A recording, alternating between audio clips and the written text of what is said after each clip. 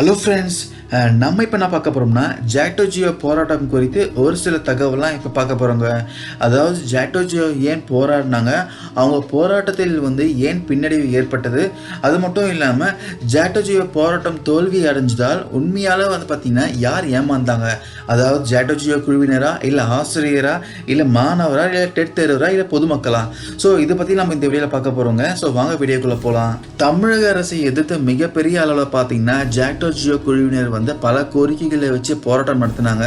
So அந்த போராட்டம் பார்த்தீங்கன்னா மோசமான பின்னடைவு சந்திச்சது அவங்களே எதிர்பார்த்துருக்க மாட்டாங்க. அதாவது பார்த்தீங்கன்னா ஒரு சில அரசு பணியாளர் சங்கமாகட்டும், இல்லை வழக்கறிஞர் சங்கங்களாகட்டும் ஆதரவு தெரிவித்த போதும் பார்த்தீங்கன்னா அந்த போராட்டம் மிகப்பெரிய பின்னடைவு சந்திச்சிருக்கு. ஸோ இது பார்த்தீங்கன்னா ஜாக்டோ ஜியோ குழுவினருக்கும் எதிர்பார்த்துருக்க மாட்டாங்க. அதாவது பார்த்தீங்கன்னா பழைய ஓய்வூதிய திட்டத்தையே அமல்படுத்த வேண்டும், இடைநிலை ஆசிரியர்களுக்கு பார்த்தீங்கன்னா மத்திய அரசுக்கு இணையான சம்பளம் வழங்க வேண்டும், முதுநிலை ஆசிரியர்கள், அரசு பணியாளர்கள், கண்காணிப்பாளர்கள் ஆகியோருக்கான ஊதிய முரண்பாடுகளை பார்த்தீங்கன்னா களைய வேண்டும். இது மாதிரி பல கோரிக்கைகள், அதாவது 9 அம்ச கோரிக்கைகளை வைத்து ஜாக்டோ ஜியோ அமைப்பினர் பார்த்தீங்கன்னா காலவரையற்ற வேலைநிறுத்த போராட்டம் நடத்தினாருங்க. ஸோ கடைசியாக பார்த்தீங்கன்னா எந்த ஒரு முடிவும் எடுக்கப்படாமலே ஒரு வார கால போராட்டத்திற்கு பின்னர் பணி நீக்கம், புதிய ஆசிரியர்கள் நியமனம் போன்ற தமிழக அரசின் அதிரடி நடவடிக்கையால் அனைத்து ஆசிரியர்களும் பார்த்தீங்கன்னா பயந்துட்டு பணிக்கு திரும்பிட்டாங்க. ஸோ இந்த போராட்டம் குறித்து ஆசிரியர்களாகட்டும், இல்லை பெற்றோர்களாகட்டும், சமூக ஆர்வலர்களாகட்டும் பகிர்ந்த ஒரு சில விஷயம்லாம் இந்த வீடியோவில் பார்க்கலாங்க. ஸோ ஒரு சமூக ஆர்வலர் என்ன சொல்கிறாங்க பார்த்தீங்கன்னா, அதாவது அரசு பள்ளிகளை மூடுவதால் தற்போது பணியில் இருக்கும் ஆசிரியர்களுக்கெல்லாம் ஓரளவு மட்டுமே பாதிப்பு இருக்குமா, அதாவது பார்த்தீங்கன்னா இடமாற்றம், பணி நிரவல் போன்ற சிறு பாதிப்புகள் மட்டுமே இருக்குமா, அது மட்டும் இல்லாமல் 58 வயது வரை வேலையில் இருந்து அனுப்பவும் முடியாதா, அது மட்டும் இல்லாமல் வழங்கும் ஊதியத்தை குறைக்கவே முடியாதா, ஸோ அது மட்டும் இல்லாமல் பள்ளிகளை மூடுவதால் தற்போது பணியில் இருக்கும் ஆசிரியர்களுக்கு பாதிக்கப்பட போவதில்லை. ஸோ பின்பு எதற்காக இந்த போராட்டம் ஒரு கேள்வி எழுப்பியிருக்காரு. ஸோ இதற்கு என்ன பதில் சொல்லியிருக்காங்க பார்த்தீங்கன்னா, தற்போது அரசு பள்ளியில் பயின்றே ஆக வேண்டிய கட்டாயத்தில் பார்த்தீங்கன்னா 60% மாணவர்கள்லாம் இருக்காங்களாம். ஏன்னு கேட்டிங்கன்னா அவர்களின் பெற்றோர்கள்லாம் பார்த்தீங்கன்னா தனியார் பள்ளியில் கட்டணத்தை செலுத்த முடியாத காரணத்தினால் ஸோ இப்படி 60% மாணவர்கள்லாம் இருக்காங்கன்னு சொல்கிறாங்க.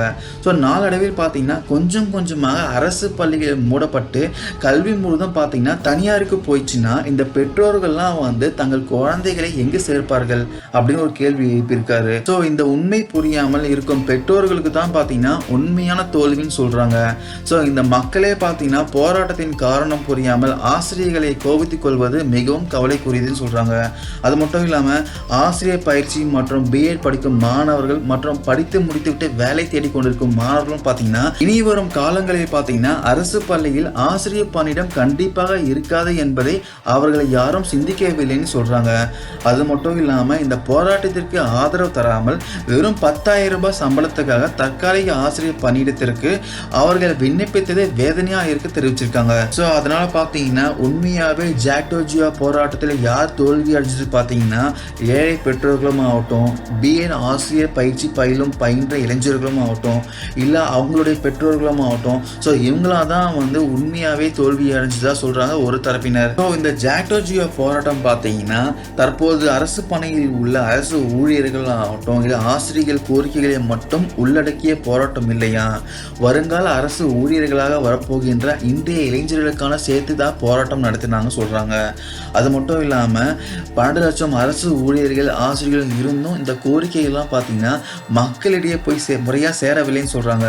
ஸோ இதனால் பார்த்தீங்கன்னா ஆட்சியாளர்கள்லாம் என்ன பண்ணியிருக்காங்கன்னா மக்களையும் குறிப்பாக படித்த இளைஞர்களையும் சேர்த்து போராட்டத்துக்கு எதிராக திசை திருப்பிட்டாங்க சொல்றாங்க. மேலும் பார்த்தீங்கன்னா எம்எல்ஏக்களுக்கும் ஆகட்டும், இல்லை ஐஏஎஸ் அதிகாரிகளுக்கும் ஆகட்டும், அவங்களுக்கெல்லாம் மட்டும் சம்பள உயர்வை டபுள் மடங்கு ட்ரிபிள் மடங்காக ஏற்றும் போது எங்களுக்கெல்லாம் மட்டும் ஏன் ஏற்றக்கூடாதா அப்படின்னு ஒரு கேள்வி எழுப்பியிருக்காங்க. ஸோ இது மாதிரி இவங்களுடைய கோரிக்கைகள்லாம் பார்த்தீங்கன்னா நியாயமான கோரிக்கையாக தாங்க இருக்கு. பட் இவங்களுடைய போராட்டம் தோல்வி அடைஞ்சதுனால இவங்களுக்கு எந்த ஒரு இழப்பும் கிடையாதுன்னு சொல்றாங்க. வருங்கால இளைஞர்களுக்கு தான் மிகப்பெரிய ஒரு பாதிப்பு ஏற்படுத்துன்னு சொல்றாங்க. ஸோ இந்த அப்டேட்ஸ் உங்களுக்கு யூஸ்ஃபுல்லாக இருக்கும்னு நினைக்கிறேன். Thank you guys.